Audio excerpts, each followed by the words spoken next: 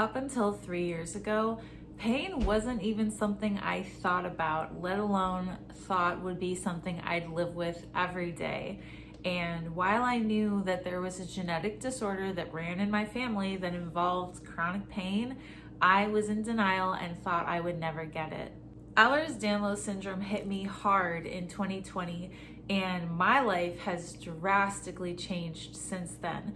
From subluxations to sprains to constant fatigue and pain, I'm forever changed. So let's go back to 2019, before the symptoms set in. I had already been told by a friend who had EDS that I might have it because I could do all the party tricks, and for fun at the bar, she would show off party tricks and then I would show off mine, and she'd always say, "Doesn't that run in your family?" And I'd be like, "Yeah, so?" And she'd be like, "I think you're gonna get it." I'm like, no way. And she was like, "Have you ever had a dislocation?" And I'm like, "Well, just my pinky toe when I paint my toenails, but like it's not a big deal. That's only when it happens." And she'd be like, "That's still a dislocation. You might want to get that checked out." I had been fine my whole life. In fact, I was so active. I was a backpacker. I would go on these like 2-week or month-long excursions backpacking in the desert, the mountains, the coast, and I was a walker. Like, that's what I did. Even when I wasn't on these trips, I walked everywhere because I have narcolepsy, so I don't drive. And I loved walking. In fact, I would walk upwards of 20 miles a day because to walk into town from where I lived was 6 miles on its own. So 12 miles, there and back each day. And then all of the miles in between, walking from Mount Vernon, where I live, to Burlington and back to Big Lake. So I'd be all over the place, all over the community. And that was how I spent my day, every day, walking. All of a sudden in 2020, that changed fast. And I went from walking constantly to being in isolation like everyone else, because this was the start of COVID. And in the time that I had gone from being extremely active to being quite sedentary, I lost a lot of that ability. And I didn't know this because I couldn't leave the house. So when restrictions lifted and I was able to go walking again, I was suddenly in a much different state. All of a sudden, I was in pain. I was in pain every time I walked, and I went from being able to walk 20 miles a day to less than a mile without significant pain. And I'd be in so much pain that I would turn around, come home, and just be in bed the rest of the day with ice packs on my legs. And I was very concerned about this because it was becoming apparent that the family pattern was being applied to me. Since then, in the 3 years from the onset of these symptoms to now, it's been a kind of fast decline, I guess, because I was having pain just when I walked to intermittently, and then the pain started getting worse and it became more constant, and now it's every day, and there's always some different joint affected. So even outside of the subluxations, I'm still having joint pain and muscle pain, and it doesn't go away. I'm just always in pain. And it's like I've gone from this, old normal of being very hyperactive and having no consequences to now having a lot of limitations that weren't there before and losing a lot of my mobility.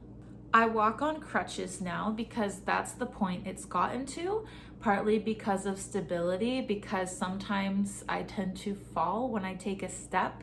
I don't know why that is, but there will just be this mechanism in me that it's triggered and it causes me to fall, or I'll get a sudden sharp pain that causes me to kind of buckle. I don't always fall, but I always have that, that kind of hunched over like reaction to the sharp pain where I might fall. So when I'm on my crutch, if that were to happen, no one would know because it would be keeping me upright.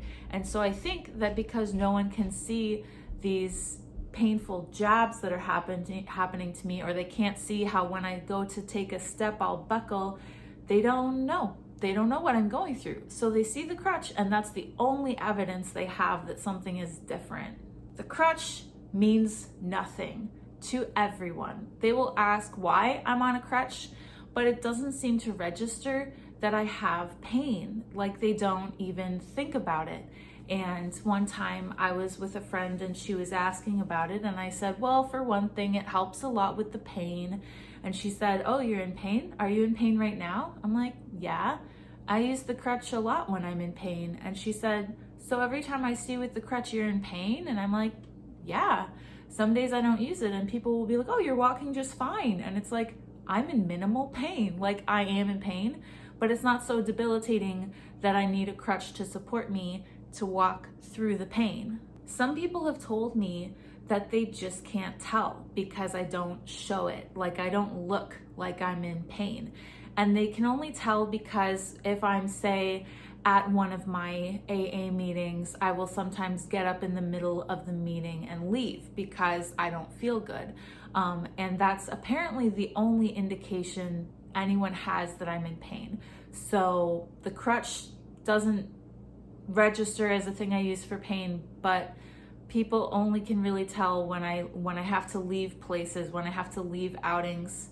And that's only people who know, because most people don't even know that I have chronic pain because, like I said, apparently I don't show it. But I can't help but not show it because this is my new normal. This is my life every day. And if I looked like I was in pain every time I was in pain, I would just constantly have this face of like, like it would be obvious, like constantly. That would just be my resting face. So yeah, I can't show that I'm in pain because even though I'm in pain, I still have to have a life. I still have to get groceries. I still have to do laundry at the laundromat. I can't just give up on my life because I'm in pain. Then I wouldn't even have a life. For the most part, people are accommodating and people will like open doors for me and stuff like that, which is very nice. But sometimes there are people who just don't get it. So this one time I went with a friend to an NA meeting, and the NA meeting was in a town like 45 minutes away. And we were going to go to one meeting at 7 and then another at 8:30. And I was game for that because I knew I'd be home a little after 10. And that was not so. When we got to the second meeting, and it's already late, so I'm already starting to be in more pain, my friend said, hey, a bunch of people want to go bowling. Do you want to go bowling? And I said, no thanks. I think I just want to go home.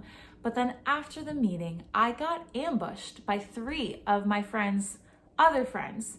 And the 3 of them were bombarding me saying, why don't you want to go bowling? Why won't you go bowling with us? And I said, well, I'm just kind of tired. I would rather go sleep. And they said, your addiction never rested for sleep. And it's like, okay, first of all, I used drugs to help me sleep, so that's not true. And also, I have narcolepsy, so if I say I'm tired, respect that. That's a chronic illness. But they didn't get it. So then I said, well, I'm in some pain. I'd like to leave because I'm in pain. And they said, you can just use the ramp when we get there. And I felt so disrespected because if someone who is visibly disabled, someone who is literally on a crutch, tells you that they're tired and they're in pain, and you treat them as if that's no different than your normal, but you don't have chronic pain and you don't have excessive daytime sleepiness, that is so disrespectful. That is so inconsiderate. And, telling me I can just use a ramp to get up the steps, like that won't solve my chronic pain. It's just going to get worse. So I felt pressured because I'd already said no to my friend, and I'd said no once and twice to this woman and the 2 others that were with her, and my no was not respected. So that was the one time that I felt immensely pressured to go along with people and just like have to suck it up and pretend that I could be at their level when I definitely could not. And as a consequence, and this is on me because I said yes even though I knew better, as a consequence, I literally spent a week in bed. I could not get out of bed. And the one time I did try to go out, it just put me back in bed for another two days. So those are the things that happen when I don't take care of myself, because I was in too much pain to get out of bed. I was too tired from my narcolepsy to get out of bed. I didn't get home until 1:30 a.m. So I slept until 4 p.m. the next day. And like, people don't consider that. People have no frame of reference for these kinds of, disabilities unless it happens to them. And if I say I'm in pain, I'm probably not feeling the same thing that they'd feel if they were in pain. They probably can't compare their pain to mine. So, wow, it's just, baffling to me how people can be so unaware and so completely blind to it. You could literally tell them and they still wouldn't register that that's something you feel all the time. Like, it's amazing that I can tell someone I have chronic pain and they just kind of think like, oh, okay, like as if that's like an adjective, like, oh, I have, an affinity for books and I love to read. Like, that's not an adjective, but you know what I mean? There's just no possible place in their mind that registers what exactly that means. So I think that's why I hide it so well. I think I hide it well because I just have to suck it up and go about my life. And so people can't tell because that's just me coping and dealing with life. And people can't tell because they're just so unaware and totally oblivious to what a person with chronic pain goes through, and how that can limit your life, and how there are consequences for trying to keep up with people who have normal bodies. Like, some of it is just me being a great poker face. Some of it is people having no frame of reference. And some of it is just me pushing past my limits, like in the case of the people that wanted to go bowling, because, I want to be able to keep up. Sometimes I try to tell myself I can keep up. Sometimes I'm pressured to keep up. But the reality of it is I need to respect my body, and I need to recognize my limitations, and I need to know when to quit. Anyway, this is again very recent because I've really only been dealing with chronic pain for the past 3 years. I'd say it's only really gotten to be a daily constant thing for the past 2 years. And I gotta say right now, honestly, I'm in a great deal of pain. I have to stay at home and rest today because I was in so much pain trying to walk home yesterday that it took me like 40 minutes to walk a 20-minute distance. And it's sad to me that these limitations are getting like bigger and bigger, and my capacity for things I used to love is getting smaller and smaller, because now even with the crutch, it's not enough to get me home. Like, I think to myself, I don't know how I'm gonna get home. I'm not sure how I'm gonna make it that far. And I do, it just takes me twice the time to get there because it's so painful to take each step. So we'll see where this goes. As I say in every Ehlers-Danlos video, we'll see where this goes, because right now as it is, my pain is worsening, my mobility is worsening, my stability is worsening. My subluxations have gotten better since I started working out, but that's about it. So I think that's just where I'm at in my life for now, and what I've kind of realized about living with chronic pain. And I'll see you in the next one. I make videos every Monday and Thursday. If you'd like to see more of my content, please like, comment, and subscribe.